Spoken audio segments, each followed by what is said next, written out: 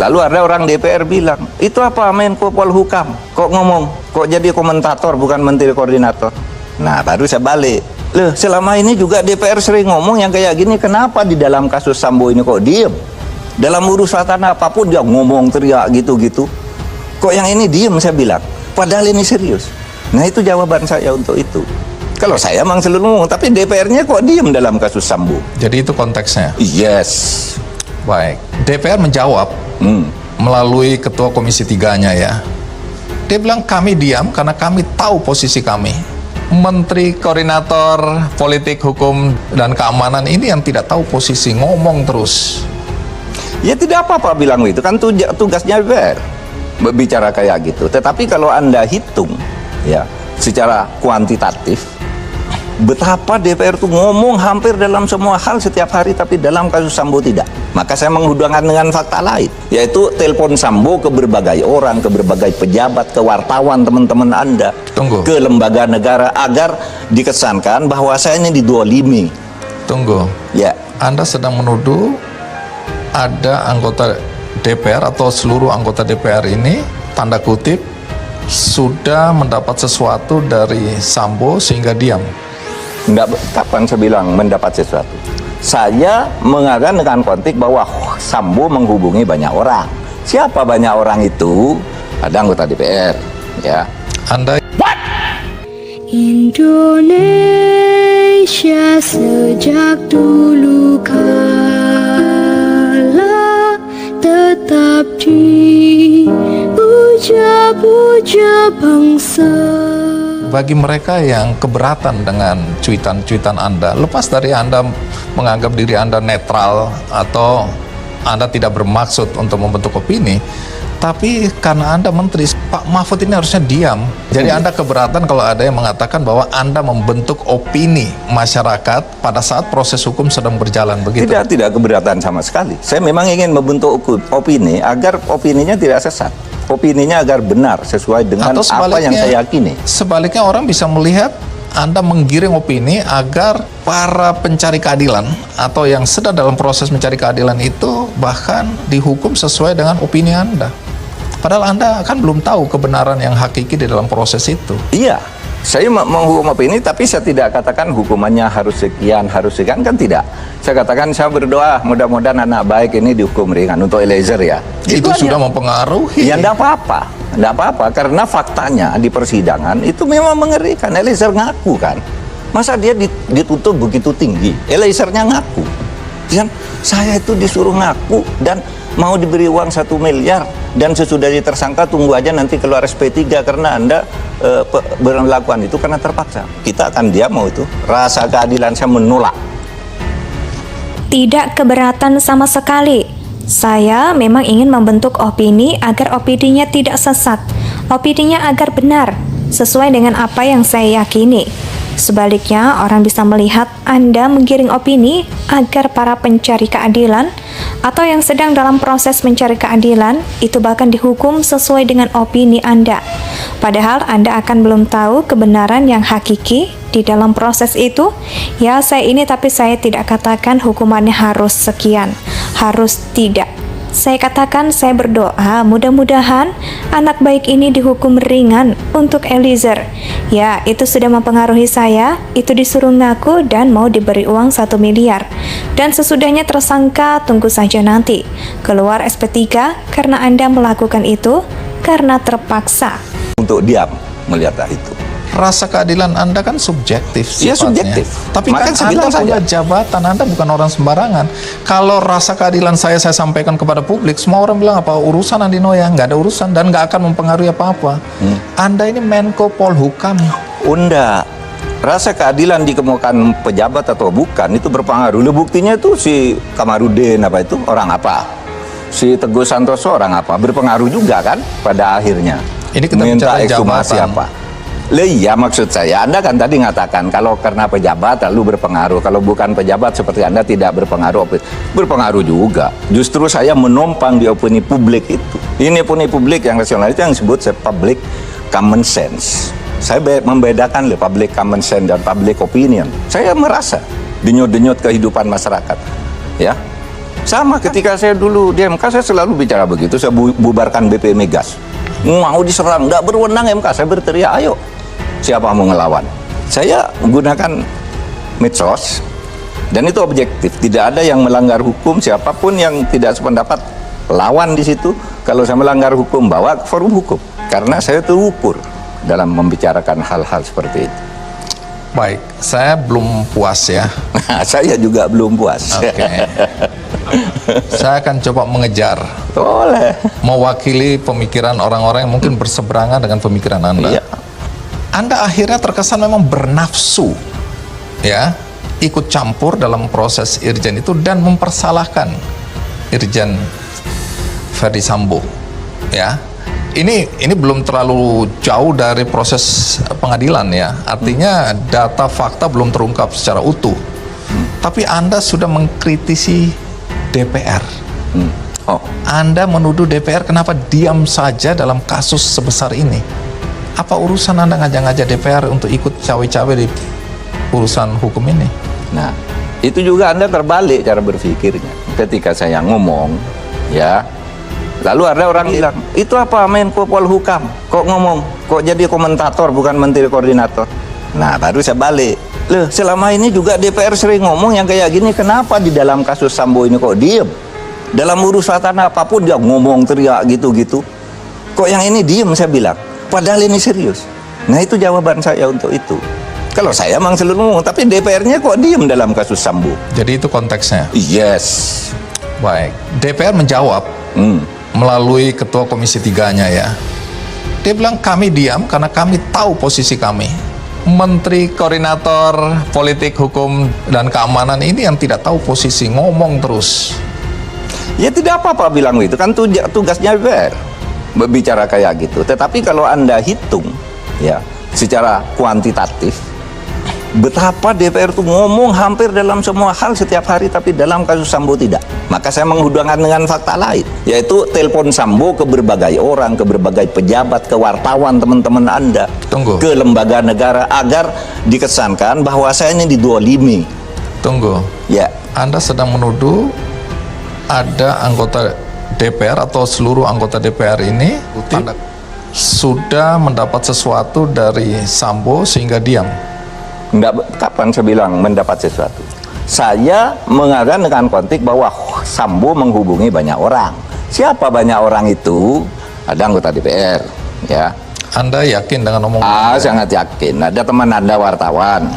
Anda nanti tanya, saya bisi kepada Anda siapa dia. Kemudian Komnas HAM dipanggil ke kantor Sambo hanya untuk melihat Sambo nangis. Aduh bang, saya ini didolimi bang, saya ndak bang. Kalau saya ada di situ saya tembak sendiri dia bang. Hati-hati, Anda sedang menuduh, ini kesannya menuduh lembaga-lembaga tadi ya. Bukan menuduh, saya sudah konfirmasi, saya panggil Komnas HAM, Kompolnas saya panggil. Tanya aja pada mereka. Berkali-kali mereka datang ke tempat saya. Saya panggil, beneran Anda dipanggil? Iya bang, katanya ke saya. Terus apa? Dia hanya nangis dan menerangkan apa-apa. Kompolnas juga begitu, saya panggil begitu saya pulang dari Mekah. Kan tugas saya, kewajiban moral saya, gitu. Nggak apa-apa. Baik, supaya jelas nih ya. Oke. Cuitan Anda di media sosial itu atas nama pribadi atau sebagai Menko Polhukam? Kadang-kadang atas nama pribadi, kalau saya sedang bercanda dengan keluarga ya atas nama pribadi.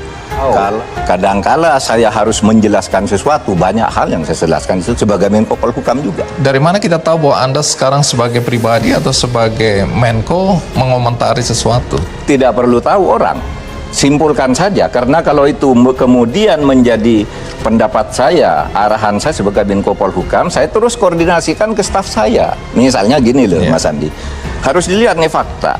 Seorang nenek-nenek di sebuah desa ditempeleng oleh anak-anak, iya kan? Ditempeleng oleh anak-anak tuh. Anak sekolah pulang sekolah sampai terjang, neneknya nangis. Nggak ada yang peduli, saya yang mencuit. Tidak boleh loh di negara Pancasila ini, harus dicari, ketemu sorenya. Kita akan diam mau itu rasa keadilan. Saya menolak untuk diam. Melihat hal itu rasa keadilan Anda kan subjektif. Tapi jabatan Anda bukan orang sembarangan. Kalau rasa keadilan saya sampaikan kepada publik. Semua orang bilang apa urusan dan gak akan mempengaruhi apa-apa. Tweetan saya. Nah, ada yang mengaitkan urusan, maaf ya, urusan seperti ini Anda ikut urusi.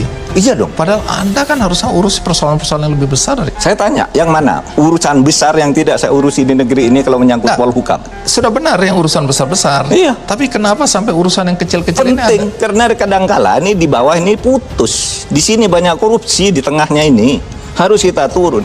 Nur Hayati itu yang melaporkan kepala desanya korupsi, malah dia yang dituduh korupsi karena katanya kok diam aja, kok baru melapor, berarti Anda membiarkan. Dia yang tersangka, kepala desanya tidak. Saya turun ke situ bebas.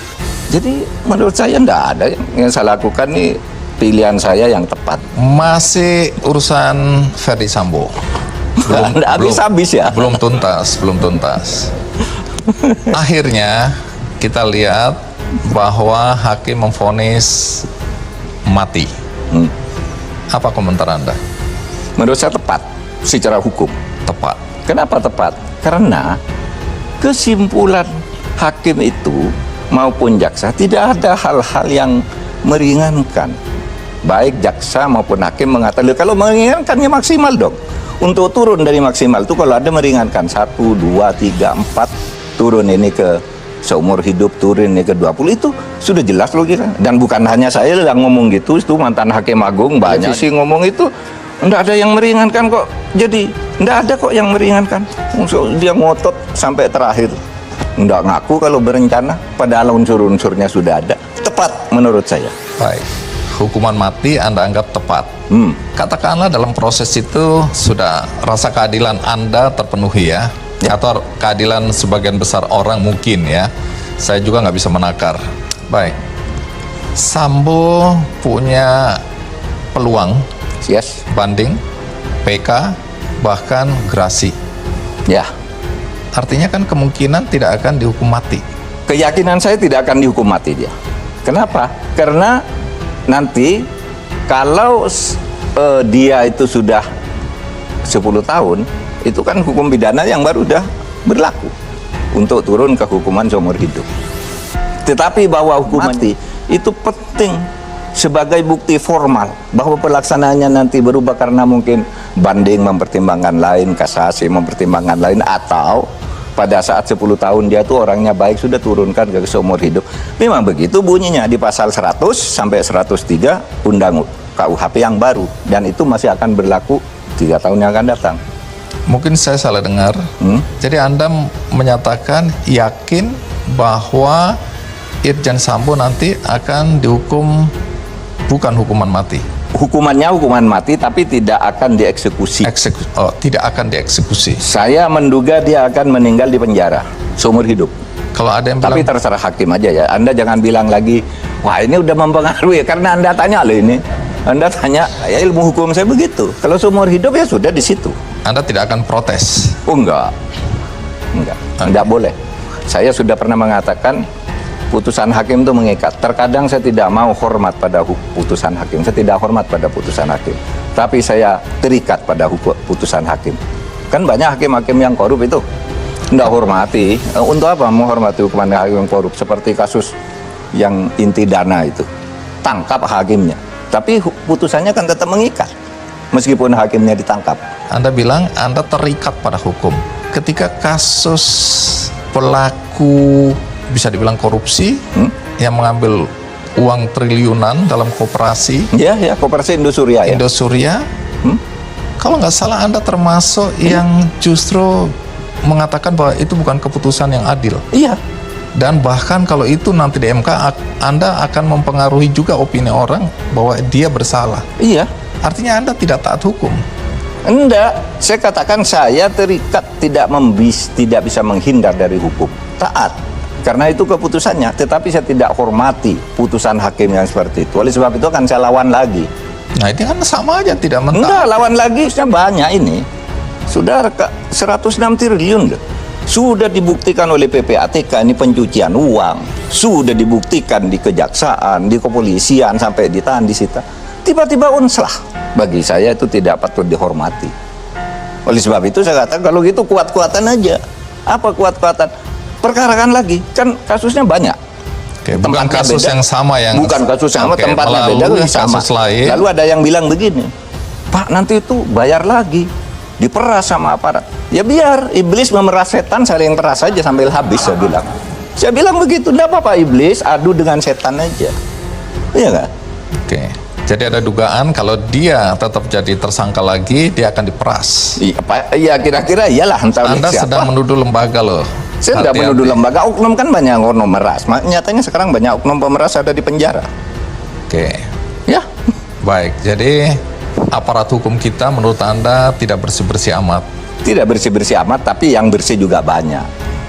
Baik. Jadi Anda tidak sedang menuduh sebuah lembaga ya? Enggak.